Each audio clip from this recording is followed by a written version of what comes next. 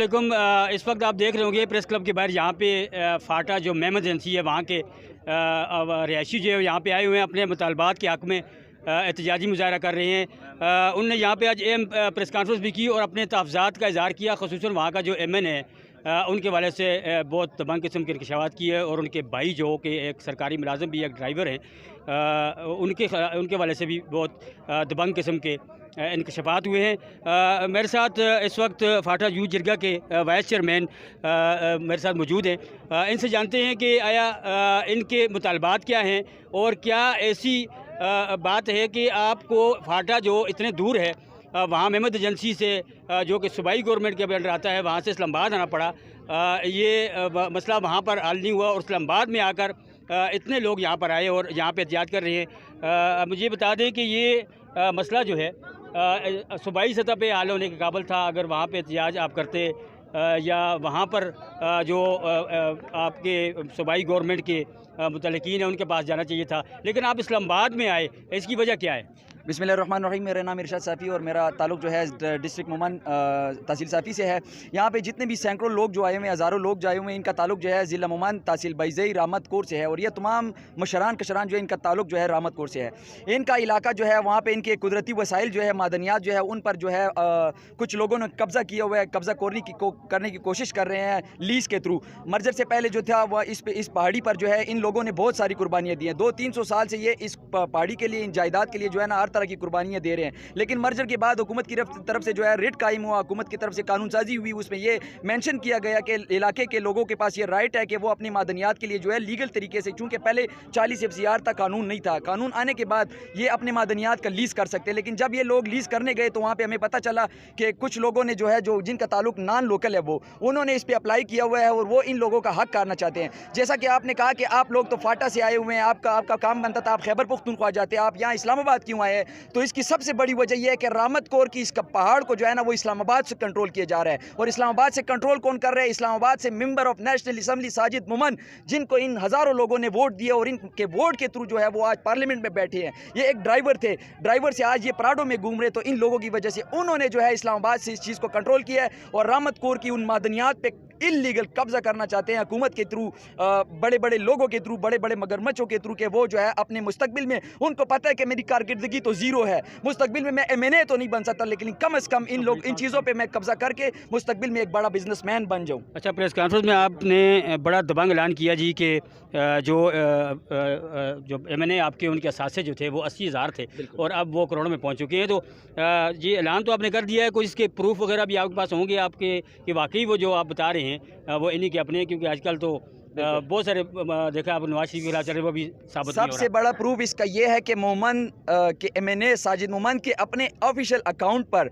जब वो MNA बने, MNA से एक दिन पहले तक उनकी तमाम तर कैंपेन देखे वो 2006 मॉडल एक सलाई में थी, लेकिन जिस दिन वो MNA बने उसके बाद उनकी जितनी भी वीडियोज़ आती हैं, उनके जितने भी प्रोग्राम आते हैं, तो उनको हम 2016 मॉडल वीगो से उतरते हुए देखते हैं। तो मुझे ये समझ नहीं आ रही, बच्चा भी समझ सकता है कि एक बंदा एक सलाई से डायरेक्ट वीगो तक और फिर उसके बाद प्राडो तक कैसे पहुंचा। तो ये करप्शन, ये उनके भाई हैं जो कि क्लास 4 बताए जा रहे हैं, उनका क्या सीन है? वो वापडा के ड्राइवर थे, पहले जो थे वो बस वही मेहनत मजदूरी करते थे, अपनी वापडा में जो है ना जॉब करते थे। लेकिन जब से उनके भाई MNA बने हैं तो ताज खान उसका भाई जो है उसने रहमत कोर के साथ साथ ज़िला मोमन में जहाँ पर भी मादनियात है, जहाँ पर भी कुदरती वसाइल है, कमज़ोर लाचार बेबस लोगों को देखते हैं और वहाँ पे जो है वो किसी 1-2 करप्ट लोगों के साथ मिलाकर उस पर कानूनी तरीके से जो है करप्शन के जरिए, रिश्वत के जरिए अप्लाई करते हैं और उस पर कब्जा करने की कोशिश करते हैं। मतलब एक सरकारी मुलाजिम है और वो भी इस वक्त MNA बना हुआ है।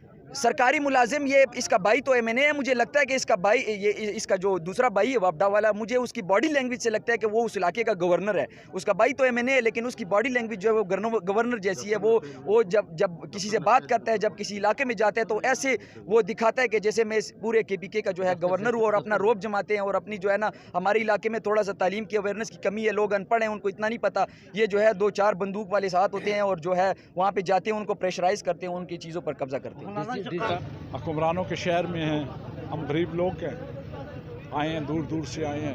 तो हम इंशाअल्लाह ये प्रेस कॉन्फ्रेंस हमारा आखिरी नहीं है, हम कई दफ़ा आपके मेहमान बनेंगे और कई दफ़ा इस पर आएंगे और इंशाअल्लाह अल्लाह के हुक्म से मुझे, क्योंकि ये लोग जो है ये 5 वक्त के नमाजी हैं, तहज्जुद गुजार हैं। हम इमरान खान को ये पैगाम देना चाहते हैं कि ये जो आपके साथ लगे हुए हैं ये आपके नहीं हैं। आपने कुछ दिनों बाद, साल बाद, 1.5 साल बाद, 2 साल बाद आपने हमारे पास फिर आना है। आपके नुमाइंदे हमारे पास आएंगे। अगर आपने आज हमारी लाज न रखी तो इंशाअल्लाह अल्लाह ताला आपकी लाज भी नहीं रखेगा।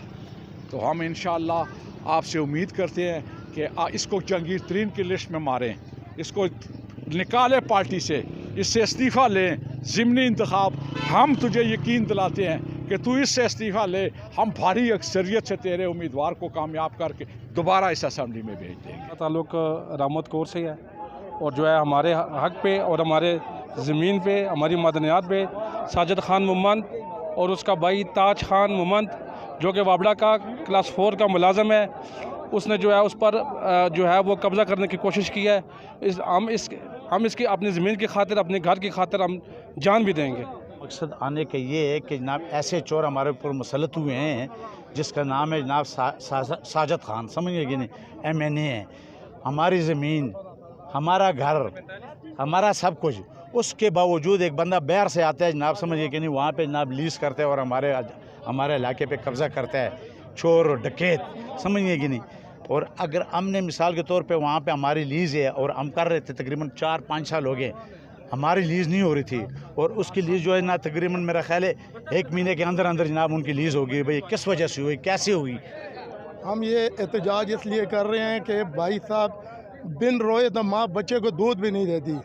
ये जितने भी हमारे बुज़ुर्ग, बच्चे, बूढ़े, जवान सब इकट्ठे हुए हैं, ये अपने हक़ के लिए, अगर खुदारा इनको अपना हक़ दिया जाए, अगर इनको अपना हक़ ना दिया गया, रोज़े क़यामत हमारे इस मुल्क के, इस रियासत में जितने भी हैं वो सब इसके जवाबदेह होंगे।